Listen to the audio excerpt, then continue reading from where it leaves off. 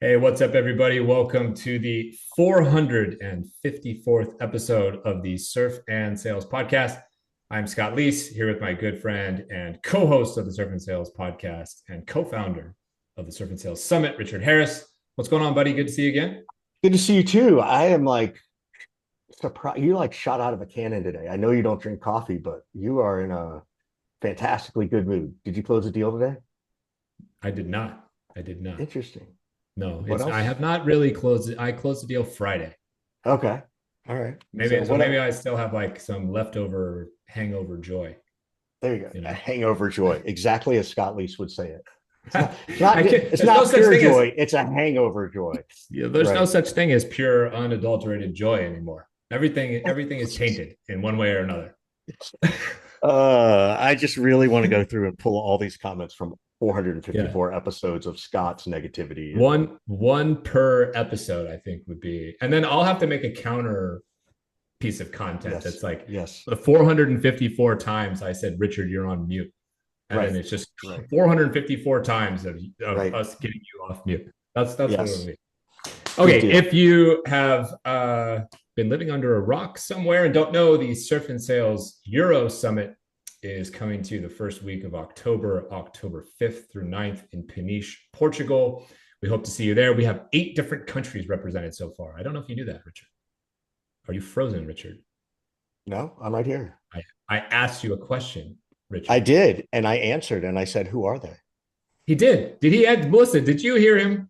Well, Okay. I did. Proof. So Well, anyway, okay. Well, 2 people say you didn't. But, anyways, 8 different countries represented. I won't ask Richard where they're from. We already sort of let the cat out of the bag. We've got a very special guest here today, Melissa Gaglione, who is the senior sales manager over at Warmly, which is making all sorts of noise right now. She's also the CEO and founder of Async Sales Co. Welcome to the show, Melissa. We are very happy to have you here. I am very happy to be here, and I'm very excited to see where our conversation goes. So are we, because we never we are know too. where We it's never going. know. Yeah. Yeah. Half the time, it's just our guests listening to Richard and I squabble. Yes. Yes. It's kind of how the Exactly. show goes. Yeah. Exactly. Tell everybody, Melissa, a little bit about Warmly. I know you've only been there for a short period of time, but what's Warmly all about? What are you working on? And tell us about your role over there.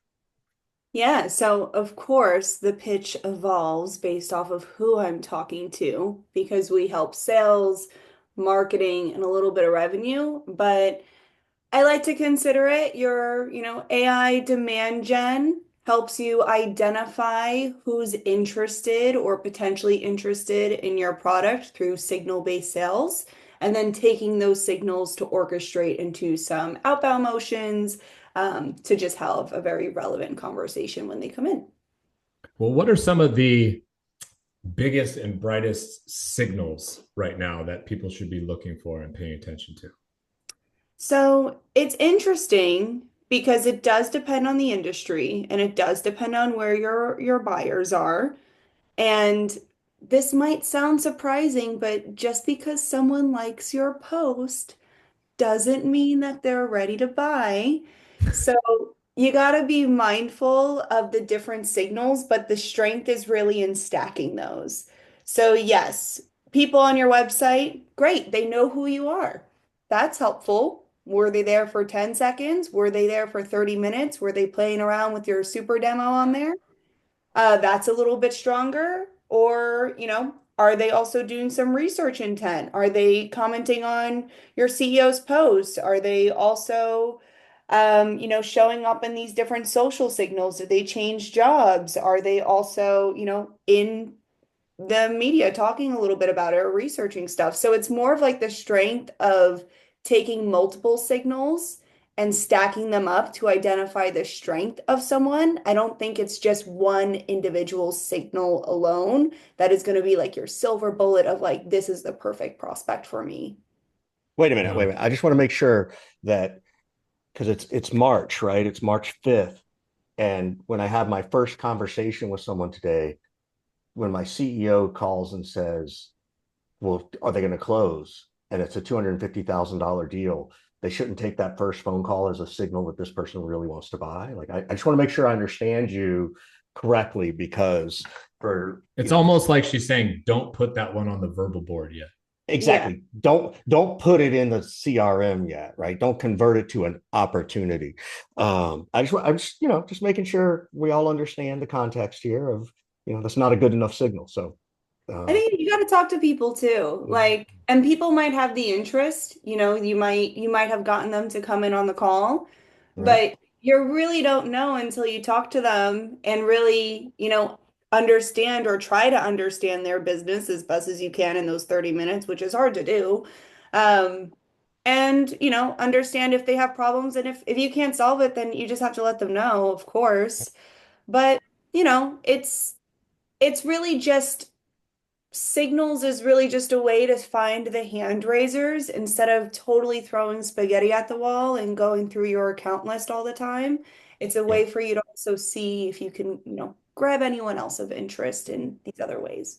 I don't disagree. I'm just making sure that, those we're empathizing with our sales listeners and we're criticizing our founders and CEOs I mean, you'd listeners. also be surprised, like, just because someone was on your pricing page for 45 minutes also doesn't mean that they're ready to buy. Yeah, no Gotta kidding. talk to people. Yeah. No Like, kidding. No kidding. Yeah, No what kidding. it probably means is they were on the pricing page, then they got And got distracted by something and didn't close the tab, and they left the right, tab open for 4 hours straight. Right? right. right, That's right. probably Or what downloading a probably what it means. guide. Like, again, that Yeah. doesn't mean that they're ready to buy.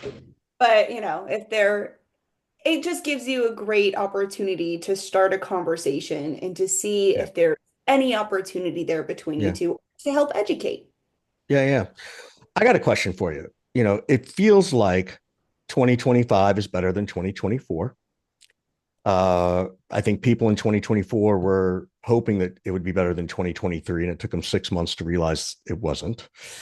Um, I'm curious to your take though, right? And my take is jaded based on what I do of sales training and the number of conversations I'm having around that topic. Um, but I'm also getting these mixed signals. I'm seeing people hiring and I'm seeing people firing like Hmm. constantly right now, constantly. What's your take on the marketplace? Because I feel like you're closer to the ground level than I am. What are you seeing? I follow the money, to be honest. Ooh, Like I went to Deal, and I was a founding global payroll account executive there. So I was building out and selling their newest offering that was going from a transactional sale to a transformative sale. And obviously, right place, right time. I mean, a fantastic example of that was, as crazy as it was, when the SVB bank crash when that happened. If you guys remember that, like a year and a half ago or so, maybe it was 2 years ago now. When that happened, our competitor at the time, Rippling, had all their money in SVB. So they weren't able to pay out their employees during that time. And so what Deal was doing was providing the funds so people can pay out their employees if they purchased, for a few months, our newest offering, which I was selling. So right place, right time, even though that happened, like I was having 15-minute meetings for, 16 hours straight for about 3 days, just bringing as many deals in as I could because of that timing. So I guess the example of what I'm trying to say is you have to be aware of like where the market is going and where can I make money here.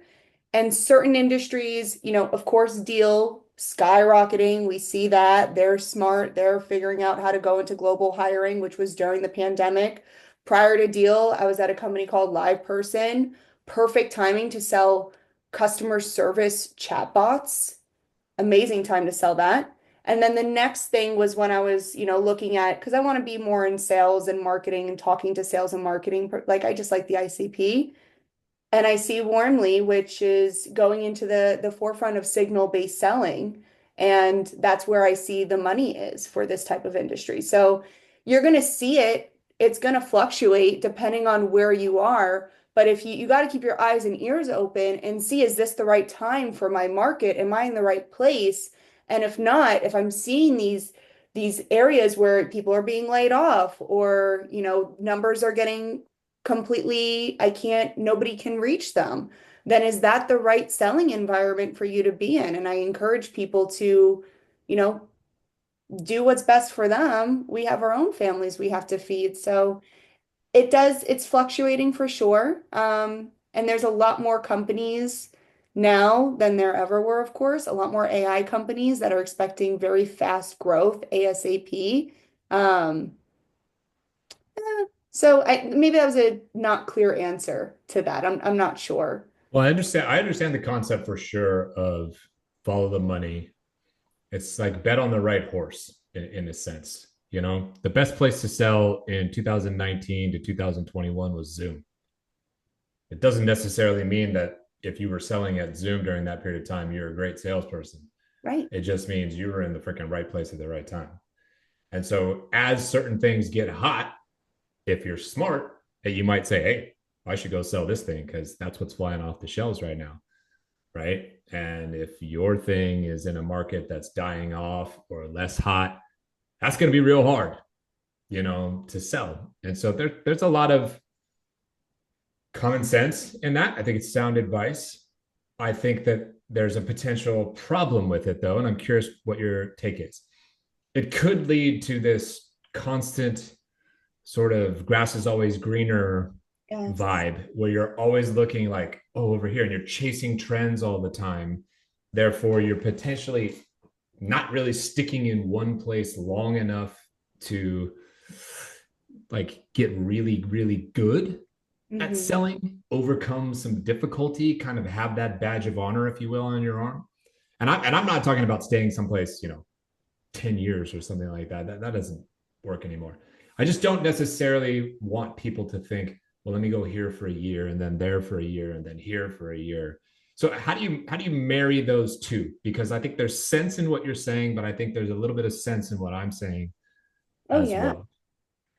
It does depend on your families and what you need. If you can, some people can be more riskier than others. I was able to be a bit more riskier. I was able to go and chase, larger titles to build something or go from the ground up because I was able to risk it just with, I don't have kids. I don't have that I need to support. I have a house, which is, you know, takes all my money.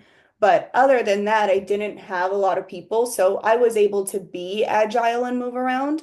If you can stay where you are, and if it's and I always tell people that are at deal, I'm like, do not leave. Like, literally, I don't care. Do not leave. I don't care if things are, if you're stressed or anything like that. I'm like, this is where you should stay for sure. Industries like that, where you should stay for sure. But if you're at a place and if it's just not fruitful and you're turning as much as you can into something and you're still not hitting your number, it comes to, is it me or is it them? And it's a hard conversation to have because you have to be really realistic and have to start with yourself first. Like, what the hell am I doing wrong? And what do I need to change about myself? So that way, if I do leave, then it's at this point, I gave this everything, no regrets. There's nothing else that I had in me. It was, and I don't want to blame a location, but were you set up for failure? Were you set up for success? But if you're set up for success, then like stay and get it under your belt and keep going with it. So that way you can continue to be great. But if you're, kind of set up to fail, then put yourself in the right place to be successful so you can be great. So what I want to know, rewinding the tape, I want to know what got you to this mindset of follow the money, put yourself in the right position. Because I'm going to do a 5-second snap critique of your background. Yeah, Because yeah, I look at your background and I'm like, you were an elementary school teacher. And yes, then you moved to being a news reporter and journalist. And then yes, you got into sales. yes. Dude, So that's a I'm perfect background. I'm It was thinking, so so I'm fun. thinking to myself, like, if I don't know you, I'm thinking to myself, okay, well, you didn't follow the money in the beginning. No, I didn't. Something happened, something shifted your mindset or opened your eyes or something. Can you talk a little bit about that journey and what kind of opened your eyes or changed your perspective? I never thought I was going to make money. And I always joke, Well, my you and me sister, both. Yeah. Yeah. My older sister's in sales, and she's a 5 foot fiery redhead in New York City. And I was like, I am not like you. We are so different. She was always really good at, making sure the family gave her money for something. Like she was just there for it. And since we were always so different, I was just told to be a teacher, to be honest. Like that was it. I didn't have any other option. My strict Italian father was like, you're going to be a teacher on Long Island. This is what you're going to do. And at the time, I was like, well, I want to be a news reporter. That's really what I want to do. So I went to school and I even got my master's in education because I thought my purpose was to teach and help, which it kind of is, but to teach and help. Um, and I had never worked longer hours in my life. I had never been so exhausted. I had never been so emotionally drained. And I wasn't doing what I always wanted to try. So, when I was younger in my early 20s, that was when I said, okay, I'm going to go risk it and I'm going to go be a news reporter, which my dad nearly had a heart attack over. I raised, not raised, funny I say I raised. The only reason why I was able to do it was because I uh, gambled and made enough money to pay for journalism school so I can go and do that. Went to journalism school while teaching full time, and then landed my first news reporting gig at the end of the school year so I can go and try it. And I was making $24,000 a year as a news reporter. Sounds like a teacher. It was worse than my teacher money. That's I Yeah. worse than a couldn't believe I teacher. was going to Yeah. miss my teacher money. And from there, I realized, you know what? This also sucks. So why do I keep doing everything works is always just going to suck. Like it just is. Like it just is always going to suck. And I Do you realized hear the Italianness in her right now, Yes. Richard? Did you hear what she Yes. said? Where have you heard Yes. that before? I don't know. I don't know. I don't know. I have a foggy memory.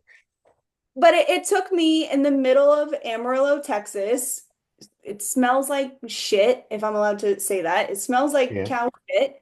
I have no money. I'm eating cabbage every day because that's all I could really afford. And I call up my best friend and I'm like, I just want to do fun shit with my friends. Why am I here? And that was when I said, you know what? I'm getting out of this. I'm focused. I'm now going to just make money so I could literally just do fun shit. And that was it. And I fell Yeah. into Great. Great answer. Love that. So,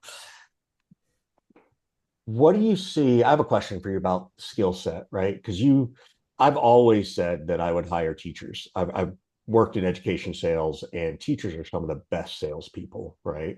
And then I think you're unique in the journalism part because that's also about asking questions, right? Like you interviewing. have you've interviewed people, dig deep, and then you know how to re-explain something back to a third grader, so to speak, Yes. right? So which is most of our customers. Um, what do you feel like the skills that are going to be missing from the next generation, right? Like the Gen Alphas and even a little bit of the Gen Zs. Like I'm getting this sense of they're lacking a certain level of social dynamic to engage in sales in a way that's proper, and that might have to be taught a little bit more. But are you seeing that? Are you hearing it? I mean, you may not even be conscious of it, or like I've never thought about it before. But what do you feel like is the skill set that's going to need to be addressed in the next 3 to 5 years of sales? I think they're going to be to be the positive side, they're going to be super resourceful. Well, that's not Every Italian of you.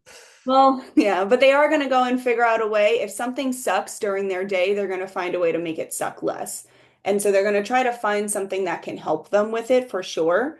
If anything, I'm a little worried more about the critical thinking of it, and being able to, yes, of course, to converse and to like have these deeper conversations, but to have like their own stronger, like unique POV as to why a company should be either changing their mind or changing their minds or what it is that they're doing or their operations. Like, I do believe in following a script, especially in the beginning, and then you start to adapt and learn like what really evolves with them. But I guess I'm a little bit more worried about like if they're able to, because they're just so used to being spoon-fed, if they're going to be able to take pieces of information and put it together to tell that story, and then be persuasive, or, maybe not persuasive, but be able to explain their product in a way that isn't regurgitating, here's what we do. It's here's what you can do as an option. So I think that will be a little bit tough. Um, Scott, that's what your new TikTok series is going to be. Sales training on TikTok, right? How to teach them how to do this in 45 seconds or less. Yeah, That'll be I'm working on Scott's it. new, I'm that's working on his it. new Get in, TikTok get stuff. out. Yeah, get in, Yes, get out quick. Yeah. exactly. So what I'm I think I'm curious about, well, was it the money that made you leave journalism? And more importantly, what did your dad say when you said you were going to go into sales? I know. Well, I didn't mean to go into sales, but yeah, it was definitely the money. I was just tired of being poor and drowning in student debt. Like drowning. It was so bad. I had like, 60K of debt that I had to pay off, which was terrible. Um, and realizing that work sucks no matter what you do. There's going to be parts of it that are great and then parts of it that just suck.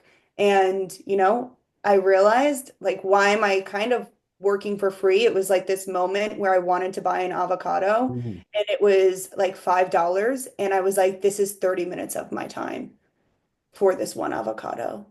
And I wow. remember crying and calling my sister and she was like, you should just leave. Like, Right, let's go. right. So Uh, I love so what you said. You're basically working for free, right? If there's no yeah, money, if there's no extra money at the end of the day, you're no. working for free. Yeah, none of it. Yeah. And I didn't like that the harder I worked, the less money I made. Or not less money, but like that wasn't changing. The amount of money that I was making just Right. You're wasn't. working longer hours and your salary stays the same. So you are making less money. Yeah, like Yeah. that stinks. So Yeah. yeah, I applied to be a corporate event producer for this company called IQPC that does, corporate events. And after one interview, they were like, we're putting you in the sales department. They're like, we don't need you to produce anything. Like, you should be in sales. And at first, I was going to decline because I thought salespeople were scary. But then I was like, I'm poor, so let's try it. Like, let's see what happens. What made you fall in love with sales? Um, Aside from money. Let's I say mean, aside from at the end of the day, I am just helping people. Like you are just talking to people all the time. You are just trying to help them solve their problems. And if I can't solve it, maybe someone else can.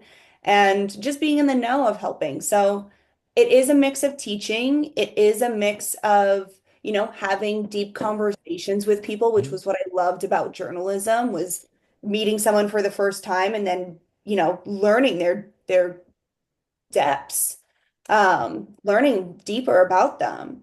Um, because to me, money isn't the number one priority anymore. In the beginning, it was to get out of debt, but now it's just about, I don't know, I try to have fun with it. I just try to and, talk and to. what did dad say when you went to sales? Oh, he was like very happy that Huh? one, I wasn't in the middle of nowhere, which he was very worried about me. And every time a tornado would come by, I'd be like outside and be like, and we're getting ready for this tornado to come. And he'd be like, panicking. Oh, you were that person. Oh, yeah, it You was were that you were person. the Storm newbie. chaser. You're the Right. You were storm the chaser. total so I was in that. I was interviewing. My gosh, as terrible as this was, I remember one of my first stories. I was in this trailer park in New Mexico, and I'm interviewing the man whose son just shot up a library school. And Oh my as I'm God. interviewing him, and the whole porch reeks of beer, there's all these horse flies just crawling all over his face. And I'm trying to be so serious about, this crazy, experience that, and the whole time he couldn't believe that his son had done it. And so my dad was like, "You're going there by yourself?" And I was. So he was very happy that I was going to have a desk job. And, he could pinpoint me on a map and knew exactly where I was going to be. And that's all he cared about. So he's very happy about that change. Hmm. I would imagine watching your daughter storm chase through northwestern Texas and these regions is not exactly comforting. No, So no, he's no, no. probably I can much respect it. happier, much happier. You Yeah. have now been either a kind of founding AE or early sales leader at a few different companies. Yeah. What are you doing now in this opportunity that you didn't do before? Mistakes that you made before that you're course correcting now. Hmm. Mistakes that I've made before. I think I'm still making some of the same mistakes, to be honest. Well, Aren't we all? that's very Right. honest, That's very life. honest of you, very transparent of you. But I also assume that you have fixed a few, I at have least fixed one a or two. few. Yes, I have fixed a few. Um, I think mm, it's a little tricky because, and this is still a mistake, but I try to do as much as possible. And Like Superwoman, like, superhero style. Like I can do everything. yeah, Yes, you say like yes to everything. yeah, more of like I want to help as many people as possible. And so when I was founding AE at Deal, that was one I was just trying to help everybody, but I had my own quota that I needed to hit. And it was really hard to take care of my pipeline while helping all of these other reps and educating them on payroll itself, when it wasn't yet like my role.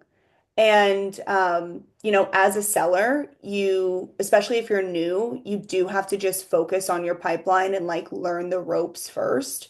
So I think that that was a little bit of a mistake because it did slow me down a little bit, I felt. Um, However, it did also open up an opportunity where instead of me being the only GP AE, I became almost like this additional like layer or like an advisor where I was working with over 40 reps and I was working on them with their deals. So they were running the deals and then I was coming in to help them and educate them and teach them and then talk with their clients to help adjust it because I just couldn't work everybody's deals at once. They needed to own their pipeline as well. So that eventually did change, but it's hard to not want to help everybody all the time, truthfully. And I still kind of make that mistake sometimes, to be Yeah, I honest. think I think we all struggle with that. You want to make an impact. You said it well earlier. It's like initially I'm in this, I need to make some money. But Yeah. then once you have money and that need is kind of taken care of and you've been doing it a while, most leaders that I know that transition to, I really just want to make an impact and like Yeah. help other people change their lives in some meaningful type of way. So Yeah. you you do have to resist the urge to try to help everyone, say yes to everything, not let somebody fail, right? But you Yeah. learn along the way, hopefully, I have to let this person trip and fall a little bit and then give them some help, right? It's the hardest part It is why. is. But there is no way to scale without allowing other people to fail and then coach them up. Otherwise, you become a bottleneck. All deals cannot flow through Melissa forever, right? And it's a tricky thing to learn for sure, but one that every sales leader and every founder at some point, has to go through and learn for themselves. Let's pivot real quick before we start to wrap up. Tell us a little bit about your other business where you have got this entrepreneurial side to yourself. I know you've run an event or two. Tell us what you do in your other business. It is my creative fun outlet. It brings me so much joy. It's becoming a bunch of different things, but I'm trying to, be strategic over it. And it is my ultimate goal is to, have my own thing. However, I'm still learning and it's never too early to start a little bit and to talk about the things that you do know. Um, and to, kind of ease that out. So what I do with that, it is a side business, of course, with the ultimate goal to be at the end. And originally was just starting with helping companies implement video selling, creating video libraries, how to, sell asynchronously. Maybe it was the first time they were using a digital sales room, how to curate custom content for some buyers, because that was what I was very strong at doing at Deal to sell at scale. And so, as one, I can help a couple of companies, but really only one a month, maybe. I'm very niche over it because I have a 9 to 5 that I have to do. And then otherwise, I do webinars to kind of help the masses. And I try to mix it up based off of what I feel people might need a little bit of help with. And it also challenges me to take the practices that I have and to, display them and teach others and put it that way. So it could be a mix of like creating videos on LinkedIn, brand building on LinkedIn. I like employee generated content on LinkedIn. Just the things that I feel that I know, but I'm not going to Yeah. be teaching people how to, run their revenue dashboards. Like that is not what I can help with at all. So I just stick with what I know. Um, and I'm just trying to learn more along the way. So that way I learn more, truthfully. The more you learn, the more you can help other people, right? Yeah. And I have the yacht event coming up this year, which is exciting.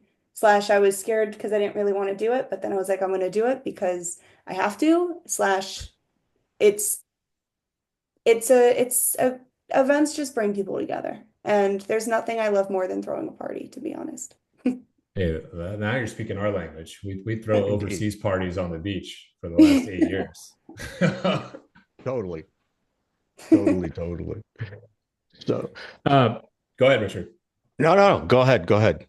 I was just going to say, we're kind of wrapping up towards the end of the show, running out of time here. We try to end every show by saying, how can we be helpful to you? Do you have any questions for us? So we're at your service. Okay, so I'm going to use this as my own personal consulting time. So thank you so much Smart. for bringing me Sweet. on. Smart. We Smart. take Yeah. Visa, MasterCard, American Express. Perfect. My company will bill you, or like you can bill my company. No, I'm Right. kidding. Okay, so I do want to know, there's a lot of, I'm in this kind of wave of, newer managers, trying to build as much as we can. And so my question to you, for companies that are very early, Series A, Series B, who are in sales, what should they be prioritizing right now when it comes to just going to market? Like, should they be prioritizing operations? Should they be prioritizing like the fundamentals? Should they be prioritizing like enablement? Because you can't do it all. So early stage, I mean, I'm a Series A company. Like, Yeah. what would you advise a senior sales manager to prioritize and focus on to help bring a product, continuously to Yeah. market? Well, I'll go first with this one since this is exactly what I do as I consult Series A companies and early sales leaders and whatnot. And then we'll let Richard tell me all the reasons I'm wrong. Exactly. Right. Yeah. Then I will contradict you. Okay. The first thing that you need to do, I use this phrase all the time, YORO, YORO, which means you only ramp once. What I mean by that is everybody's tendency in your role when they enter a Series A company is to try to justify their existence as fast as possible because their CEO wants Melissa to make an impact instantaneously. And by impact, they want to see revenue hit the board and pipeline hit the books. So everybody skips over all of the things that actually matter the most, which is you need to understand the mess out of your industry. You need to understand in and out how your product works or how your service works. You need to know what the hell to say. So you need to have your messaging nailed. You need to understand the operational process of everything. Literally, how do we close a deal? How do we use HubSpot? Whatever all this stuff is. That should be the number one focus. None of that stuff, if you listen to what I say, I didn't mention pipeline. I didn't mention closing deals. I didn't mention getting to know everybody else in the company. I don't care about all that shit. You have to put a cocoon bubble around yourself and say, I'm here. I need to learn and master all this stuff before I do anything else. And this is what most sales leaders fuck up over and over and over again. I get it. You want to make an impact, it's inside of you. These people want you to make a revenue based impact. They're going to push you and prod you and pester you. And you have to be strong enough to say, get off my lawn for a little bit. So that's the first thing you have to do. Learn the industry, learn the product, learn your pitch, and learn your process. That's number one. The second thing, nobody prepares for scale in the beginning, meaning they don't put any emphasis at all on sales ops and rev ops and all this kind of stuff. The smartest thing I ever did in my whole career was stopping trying to do all this stuff in a kind of laissez-faire, haphazard type of a way, and hire and invest in rev ops right away. To the point where the last 2 gigs that I took as a full-time VP of sales, during the interview process, I said to them, I will not take this job unless I'm allowed to hire a rev ops leader as my very first hire inside of the first 90 days that I'm there. If that's a deal breaker, I'm out. Mm-hmm. Coincidentally, my first 3 gigs, I had 1 exit. My last 3 for 3. So investing in sales ops, rev ops, very, very early. Those are the 2 things that most sales leaders don't do that I just described. And it's a big mistake. And so if you take away nothing from any of this conversation, hopefully you listen to at least one of those 2 things. Richard. Well, I just want to contradict you on the one part where you said the smartest thing you ever did was rev ops. Well, that's the second smartest thing you did after hiring me. Yes. Right. Yes. Like that's, I thought that was a given. Yeah. I don't know that Scott's wrong or I would disagree. I think the interesting piece of it is, and I agree that you have to be very mindful about how you would approach this, is that all those things that Scott is talking about does occur by you talking to customers and potential customers. So it doesn't mean you aren't necessarily creating a little bit of pipeline and maybe some business. However, it's not like you're shutting that off entirely, as I interpret how Scott said that. But I'm also very conscious that I wouldn't go in and say, I'm going to do all this stuff. And by the way, we're going to, create a little bit of pipeline and a little bit of, because that's the only part they're going to hear. Like they're only going to hear that part. They're not going to hear this process of things. I also think it's very different at Series A versus Series B, right? When I hear Series B, I don't think of that as an early stage startup anymore. I feel like that's beginning to expand. What I see different is if they're changing leaders between Series A and Series B, well, then it's more like an early stage startup because they fucked up and hired the wrong leader for Series A. So that's, but again, I could be persuaded otherwise. I also think I agree with Scott on the ops side of stuff, and you got to find somebody good so that you can go figure out those other parts of the pitch and have those conversations and understand the process. Because that shit will slow you down if you're trying to figure it out. Yeah. The worst thing you can do as an early stage sales leader is to live inside of the CRM. It's the worst possible. It is absolute waste of your time. Yeah. The only other thing, and maybe I'm saying the same thing, is particularly at Series A, I'm really not that concerned about the CRM. So when people hear process, sometimes they think, oh, I got to go build out my process in the CRM. As I interpret what Scott's saying is like, no, I'm trying to talk to as many people to understand the industry, to understand my ICP, to understand and figure out what my pitch is and all those things and what my process is. But I'm not uploading all that stuff in the CRM right now because I need to have as many conversations as I can, not build out my CRM, which then goes back to what else I agree with about Scott is, well, if I have a RevOps person, hopefully they can take what I'm doing from those conversations and build that process in the CRM, right? Where I'm now I can execute faster, right? My RevOps person is my AI in the early stages, right? Because they've got to start to build it. And even better, they could probably use AI to help them refine how quickly to build that based on 10 conversations that Scott has that are recorded. And then Scott and the RevOps person can debate whether or not they think that's the right process. Which isn't, I don't mean not whether they should use AI, meaning, hey, here's what AI spit out. Now let's apply some science to this. And where do we think that we need to tweak it? Because AI is not going to understand all the details yet. Now the question goes to Melissa, which is, how much time have you been spending inside of the CRM looking at and building dashboards and reports and all this kind of stuff? I've been closing. Good answer. All right. Good answer, everybody. Right. Good answer, Melissa. Hey, we appreciate you taking time out of your afternoon to chat with us, Melissa.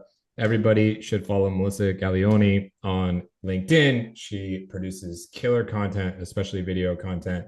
Check out warmly.com. And in May, I think it's May 23rd. Yeah, May 23rd, she has her second annual B2B on the Bay event going on. So you might want to check it out. The Starship Yacht. What is it called? Yacht. Starship Yacht. Yacht. Everybody. You ever been on a yacht, Richard? I have not. Is it an overnight thing? No, I didn't know. Or is it like a happy hour thing? It depends if you survive the night. It's like a horror movie. They invite 300 B2B professionals onto the yacht and we see how many last the night. Yeah, I wasn't sure if it was like Yacht Rock kind of an event, right? Like a cruise ship fire festival, fire too. Kind of like that.